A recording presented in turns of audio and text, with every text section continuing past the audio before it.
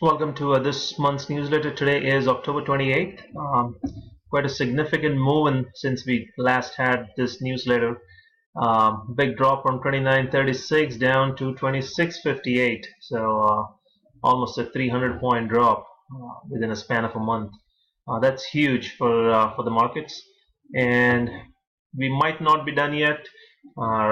Looking at the obvious, let's look at the bigger time frame chart here. This is the 3-year weekly chart. Notice that we haven't yet really touched and tested the bottom of this Senecal, the Kumo, at 26.12. So I would be surprised if they don't do that in coming up shortly here.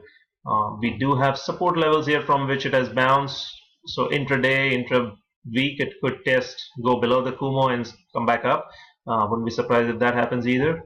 Looking at the monthly chart, there's a good possibility for them to come down and test 25.12, which is about 140-point move from here to the downside. Really no big deal. I mean, it's been a tough month, but if you look at the overall picture, the S&P has really not corrected hardly at all. That's about 9%.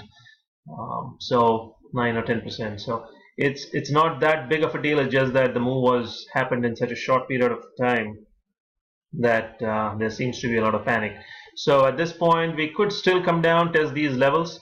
I definitely don't want to be a buyer at this point, unless I see some real strong evidence of bulls coming in.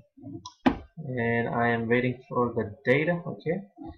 We do have a big doji here, so it is showing indecision at this point.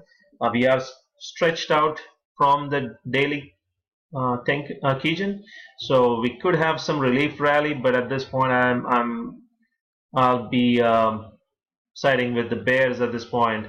That once they come up, they'll try to bring it back down again. So maybe do a double bottom or something if they don't test those levels on the weekly and the monthly. Same scenario, I think, on the Nasdaq.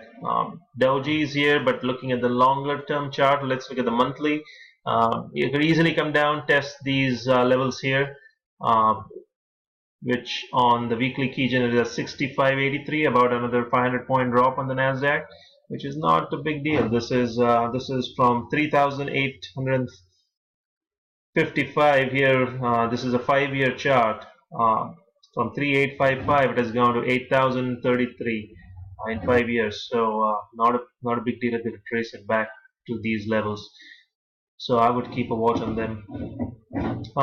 As far as oil, USO on the monthly is really bearish, coming back down to test the Tenkan. But looking at the daily, daily is really junky here, so you can't really look at the daily for anything. Let's look at the weekly. Weekly, it's fighting these Kumo shadows, and at this point it's below the weekly Kijun.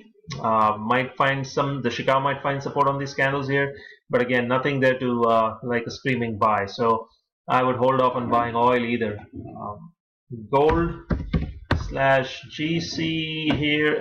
Gold is bumping against the weekly Kijun resistance. I would not be buying this. Might be good if they do come back and test the weekly Tenkan for support. That might be a good point to buy and place a stop below the Tenkan.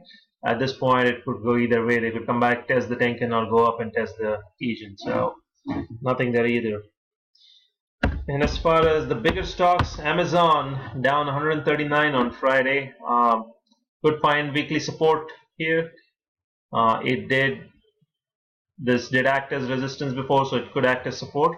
But again, would I buy it at this point? No. This could undergo a lot of consolidation here. So definitely don't want to be a buyer of Amazon at this point until they can close it back above the Tenkan and the Kijun. And looking at the daily chart, they did close as a doji. If they bring it back down, if they go back below the low of this doji, I wouldn't be surprised to test this area here around 1589 for support. You have a Kumo shadow from here. Let's look at Google, do have some support back here. Let's look at the weekly chart of Google or the monthly.